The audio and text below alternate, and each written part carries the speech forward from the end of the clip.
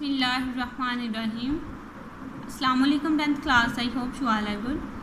You know students, we have started class 10th chemistry chapter number 11 organic chemistry.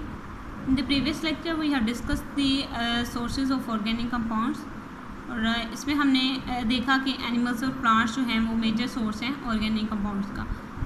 Today we are going to start lecture number 32 and we will discuss the source of organic compound, that is the plant. And plant जो है वो कौन से source produce करता है organic compound के? कोल, petroleum और gas.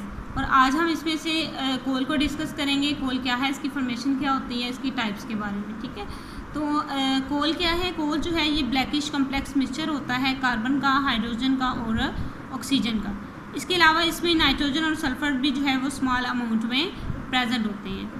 इसके बाद इसकी फॉर्मेशन है कि जो कोल है वो किस तरह से बनता है. तो कोल जो है वो आपको पहले भी बताया कि जो डेड प्लांट्स होते हैं जब ये अंडर दी अर्थ जो है वो बरीड हो जाते हैं तो उसमें मिलियंस ऑफ ईयर्स गुजरने के बाद जो है वो टेम्परेचर और प्रेशर जब उसको मिलता है तो कोल जो है वो बनता है. ठीक है, यानी कि डेड प्लांट जो हैं जब बरीड हो जाते हैं तो उसमें प्रेशर की वजह से, टेम्परेचर की वजह से वो चेंज हो जाते हैं कोल में. ठीक है, तो इसके बाद है हमारे पास एक प्रोसेस जो है वो कार्बनाइजेशन का. ये किस तरह से होता है कि जब डेड प्लांट होंगे तो उसमें जो वुड होगी ये कन्वर्ट हो जाएगी कोल में, तो उस प्रोसेस को हम कहेंगे कार्बनाइजेशन. कौन सा प्रोसेस? कार्बनाइजेशन. हमने बात की कोल की फॉर्मेशन की और कार्बनाइजेशन की. कोल हमारे पास ब्लैकिश कम्प्लेक्स मिक्सचर है कार्बन, हाइड्रोजन और ऑक्सीजन का. इसमें स्मॉल अमाउंट में हमारे पास नाइट्रोजन और सल्फर भी प्रेजेंट होती हैं.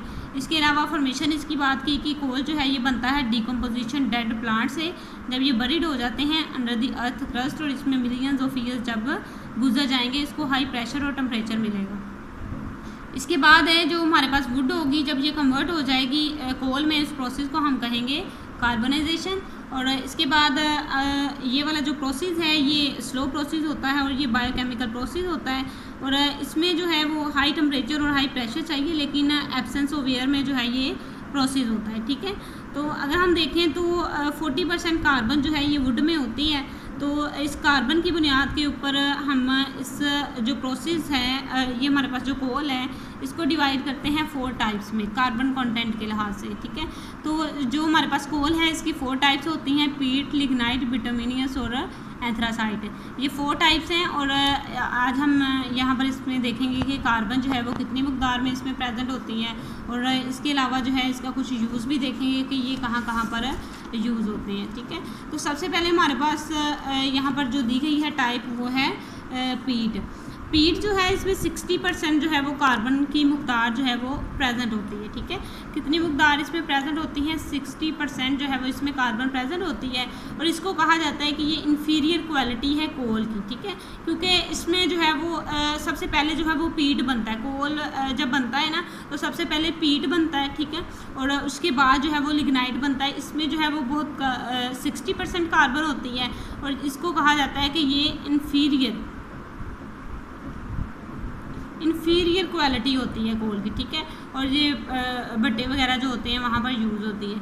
इसके बाद हमारे पास लिग्नाइट है. लिग्नाइट जो है इसमें 70% होती है कार्बन और ये जो है इसको कहा जाता है कि ये सॉफ्ट कोल है और ये थर्मल पावर स्टेशन में जो है ये यूज़ होता है. ठीक है, इसके बाद हमारे पास है बिटुमिनियस. बिटुमिनियस जो है इसमें 80% होती है कार्बन और ये 80% कार्बन कंटेन करता है और ये कॉमन वैरायटी होती है कोल की और ये हाउस होल्ड कोल वगैरह के तौर पे जो है ये यूज़ होता है. ठीक है, इसके बाद हमारे पास जो लास्ट टाइप है वो है एंथ्रासाइट. एंथ्रासाइट में हमारे पास होती है 90% जो है वो कार्बन की मकदार इसमें प्रेजेंट होती है. इसको सुपीरियर क्वालिटी जो है वो कहा जाता है. ये हार्ड कोल होता है और ये इंडस्ट्री वगैरह में यूज़ होता है. ठीक है, इसको ज़्यादा टेम्परेचर चाहिए, ज़्यादा टाइम चाहिए, ज़्यादा प्रेशर चाहिए. ठीक है, इससे कम इसको चाहिए, इससे कम इसको चाहिए और सबसे पहले जो बनेगा कम प्रेशर में और कम टेम्परेचर में वो पीट होगा. फिर ज़्यादा टेम्परेचर प्रेशर मिलेगा तो ये हमारे पास लिग्नाइट है. फिर ज़्यादा प्रेशर से बिटुमिनियस में फिर ज़्यादा प्रेशर मिलेगा जो ये एंथ्रासाइट में चेंज हो जाएगा. ठीक है, तो ये थी हमारे पास टाइप्स ऑफ कोल जिसमें हमने डिस्कस किया इसके यूजेस को और कार्बन के कंटेंट्स को. ठीक है, इसके बाद अगर हम देखें तो कोल जो है ये मेजर सोर्स है ऑर्गेनिक कंपाउंड्स का. ये मैंने आपको पहले भी बात बताई है. ये है किसकी वजह से? ये है डिस्ट्रक्टिव डिस्टिलेशन की वजह से. अब डिस्ट्रक्टिव डिस्टिलेशन जो है ये क्या होता है? अब हमारे पास जो डिस्ट्रक्टिव डिस्टिलेशन है स्ट्रॉन्ग हीट जब की जाती है कोल की in the absence of air, तो इस प्रोसेस को हम कहते हैं डिस्ट्रक्टिव डिस्टिलेशन का प्रोसेस, ठीक है। तो जब स्ट्रॉन्ग हीट हम देंगे कोल को तो इसमें जो है वो बहुत सारे प्रोडक्ट्स जो हैं वो हमारे पास बनते हैं, ठीक है। अब जो प्रोडक्ट बनते हैं वो उसमें जो है वो ऑर्गेनिक कंपाउंड होते हैं वो, तो इट्स मीन के ऑर्गेनिक कंपाउंड का बहुत बड़ा सोर्स है हमारे पास कोल, ठीक है। आपको पता है कोल में हमारे पास carbon, hydrogen, oxygen, nitrogen, sulphur वगैरह होते हैं। जब इसकी डिस्ट्रक्टिव डिस्टिलेशन होती है ये प्रोवाइड करते हैं large number of organic compound को, ठीक है। तो यहाँ पर फ्यू जो है वो हम ऑर्गेनिक कंपाउंड को डिस्कस करने जा रहे हैं जो कि प्रोडक्ट होते हैं कोल के, ठीक है। अब कोल के डिस्ट्रक्टिव डिस्टिलेशन से जो हमारे पास बनते हैं प्रोडक्ट्स वो कौन से हैं? कोल गैस है, अमोनिकल लिक्वर है, कोल तार है और कोक है, ठीक है। आज हम इन चारों को डिस्कस करेंगे ये किस तरह से बनते हैं और क्या होते हैं, ठीक है, क्लियर। उसके बाद हमारे पास सबसे पहले कोल गैस आ जाती है कि कोल गैस क्या है। और कोल गैस जो होती है ये मिक्सचर होती है हाइड्रोजन का और मीथेन का और कार्बन मोनोऑक्साइड का, ठीक है। और it produce heat when burned in air, जब इसको एयर में बर्न किया जाता है तो ये हीट को प्रोड्यूस करती है, इसलिए जो है इसको कहा जाता है कि ये यूज़ होती है एज अ फ्यूल इंडस्ट्री में, ठीक है। कोल गैस जो है इसको यूज़ किया जाता है एज अ फ्यूल इंडस्ट्री में और ये प्रोवाइड करती है इनर्ट और reducing atmosphere in various metallurgical process, ठीक है। जब बहुत सारे प्रोसेसेस वगैरह होते हैं तो ये रिड्यूसिंग एटमॉस्फेयर जो है वो हमें प्रोवाइड करती है, ठीक है। इसके अलावा हमारे पास है अमोनिकल लिक्वर, तो अमोनिकल लिक्वर हमारे पास जो है सोल्यूशन होता है अमोनिया गैस का वाटर में, ठीक है। और ये यूज़ होता है नाइट्रोजीनियस फर्टिलाइजर्स बनाने के लिए। और इसके अलावा इसकी एग्जांपल अगर हम देखें, मैंने जो ट्रीटेड विद सल्फ्यूरिक एसिड है, जब इस अमोनिकल लिक्वर का जो है वो रिएक्शन करवाया जाता है सल्फ्यूरिक एसिड के साथ तो ये अमोनियम सल्फेट और फर्टिलाइजर्स वगैरह को प्रोड्यूस करता है, ठीक है। ये सारे हमारे पास ऑर्गेनिक कंपाउंड है। ये किसके नतीजे में बने हैं? ये बने हैं कोल की जब डिस्ट्रक्टिव डिस्टिलेशन हुई है। तो हम कह सकते हैं कि हमारे पास जो कोल है वो बहुत बड़ा ऑर्गेनिक कंपाउंड है, ठीक है, सोर्स है ऑर्गेनिक कंपाउंड का। उसके बाद हमारे पास है कोल तार, तो कोल तार जो है ये थिक ब्लैक कलर का लिक्विड होता है और ये मिक्सचर होता है more than 200 different organic compounds का, ठीक है। इसमें जो है वो मोस्टली एरोमेटिक होते हैं जो अरोमा देते हैं, खुशबू देते हैं। और ये कंपाउंड जो है इनको फ्रैक्शनल डिस्टिलेशन से सेपरेट भी किया जाता है।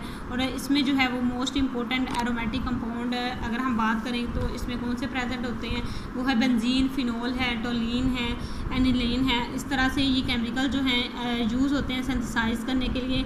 ड्रग्स वगैरह को हम इससे सिंथेसाइज करते हैं, डाइस वगैरह को, explosives, paints, varnishes, plastic, synthetic fibre और पेस्टिसाइड्स वगैरह जो हैं वो इससे बनाई जाती हैं। और सारे ये क्या हैं? ऑर्गेनिक कंपाउंड्स हैं। और अगर हम इसके और देखें तो इसमें ना एक तो ऑर्गेनिक कंपाउंड बन जाता है लेकिन इसमें कोई चीज़ भी बचती है, ठीक है। जो ब्लैक रेजिड्यू बचेगा इसमें कोलतार में तो इसको हम कहेंगे ये पिच है, ठीक है। कोलतार में ना हमारे पास ऑर्गेनिक कंपाउंड ये प्रोवाइड जब करता है तो इसमें एक ब्लैक रेजिड्यू भी बचता है। जो चीज़ बाकी बच जाती है ना तो उसमें हमारे पास जो है वो कोलतार में बचता है, उसको हम नेम देते हैं पिच का, ठीक है। तो इसके अलावा ये यूज़ कहाँ पर होता है? Surfacing of roads and roofs. हमारी जो छतें वगैरह होती हैं, रोड्स वगैरह होते हैं, उनको सरफेस फ्राहम करता है ये, ठीक है। सरफेस देने के लिए इसका ये जो पिच होता है कोलतार, इसका जो है वो यूज़ किया जाता है, ठीक है।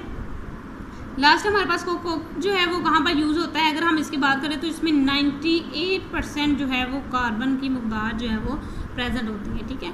अब ये भी रेजिड्यू ही होता है कोल का। और कोल को जब सब्जेक्ट किया जाता है, लैदा किया जाता है डिस्ट्रक्टिव डिस्टिलेशन के नतीजे में, it losses all it's volatile components. इसमें जितने भी वोलाटाइल कंपोनेंट्स होते हैं ये लॉस कर देता है, leave behind a solid residue. और बाकी जो इसमें बचता है वो एक सॉलिड रेजिड्यू बचता है जिसको हम कहते हैं कोक, ठीक है। It is mainly use as reducing agent. इसका जो यूज़ है वो रिड्यूसिंग एजेंट के तौर पे जो है वो किया जाता है। एक्सट्रैक्शन ऑफ मेटल, मोस्टली जो है वो हम मेटल को एक्सट्रैक्ट करने के लिए इसका यूज़ करते हैं। It is use as fuel. और इसके अलावा इसको जो है वो फ्यूल के तौर पे भी है जो यूज़ किया जाता है, ठीक है। तो स्टूडेंट्स आज का जो हमारा लेक्चर है वो बहुत इंपॉर्टेंट लेक्चर है और इसमें हमने डिस्कस किया कोल को। ब्लैकिश कलर का ये हमारे पास होता है, ठीक है। और इसके अलावा इसमें कौन कौन सी चीज़ें प्रेजेंट होती हैं उसको हमने डिस्कस किया कि इसमें जो है वो कार्बन प्रेजेंट होती है, ठीक है, और ऑक्सीजन प्रेजेंट होती है। इसके अलावा जो है इसमें हाइड्रोजन और इसको नाइट्रोजन और सल्फर भी मकदार में, स्मॉल मकदार में प्रेजेंट होती है। फिर हमने इसकी फॉर्मेशन की बात की तो डिकम्पोजिशन जब डेड प्लांट की होती है, ये बरिड हो जाते हैं अंडर दी अर्थ क्रस्ट, तो ऐसे प्रोड्यूस होते हैं ये मिलियंस ऑफ ईयर्स जब गुजर जाते हैं। कार्बोनाइजेशन का प्रोसेस हमने देखा कि कन्वर्जन जब हो जाती है वुड की कोल में, इसको हम कहते हैं। फिर हमने इसकी टाइप्स देखी, पीट की, लिग्नाइट, बिटुमिनियस, एंथ्रासाइट। फिर हमने देखा कि डिस्ट्रक्टिव डिस्टिलेशन जब होती है कोल की, तो ये कुछ प्रोडक्ट्स बनाता है, और ये प्रोडक्ट्स जो है वो कोल गैस है, अमोनिकल लिक्वर है, कोलतार है और कोक है। इसको हमने बारी बारी डिस्कस किया, ठीक है। तो इसके अलावा मैं आपको यहाँ पर एक इम्पोर्टेंट चीज़ बता दूँ कि जो पेपर में क्वेश्चन बनता है वो कुछ जो है वो टाइप्स के बारे में बात करते हैं, कुछ जो है वो प्रोडक्ट्स के बारे में बात करते हैं। तो मोस्टली ये होता है कि स्टूडेंट्स टाइप्स जो हैं वो ये लिख देते हैं कोल गैस, अमोनिकल लिक्वर वगैरह, लेकिन ये प्रोडक्ट्स होते हैं, आपने इसको अच्छे से करना है। ये प्रोडक्ट्स हैं कोल के, और ये जो है ये कोल की हमारे पास हैं टाइप्स। आपने इसको अच्छे से ज़रा करना है और कोई कंफ्यूजन नहीं रहनी चाहिए, ठीक है। तो इसके अलावा स्टूडेंट्स आपको मैं एक होम असाइनमेंट दे रही हूँ जो आपने अच्छे से करनी है। वो है हमारे पास 11.2 टेस्ट योरसेल्फ। कौन सी करनी है आपने? 11.2 जो है वो टेस्ट योरसेल्फ, आपने इसको अच्छे से करना है। और इसमें कुछ क्वेश्चंस दिए गए हैं, उनके आंसर देने आपने अपनी नोटबुक पे इसको नोट करना है। और कोई भी कंफ्यूजन होगी तो इंशाल्लाह स्कूल ओपन होने वाले हैं, फिर हम इसको डिस्कस करेंगे। तो आज का हमारा लेक्चर जो है वो यहाँ पर एंड होता है। Thank you so much for listening me carefully. Take care. अल्लाह हाफिज़।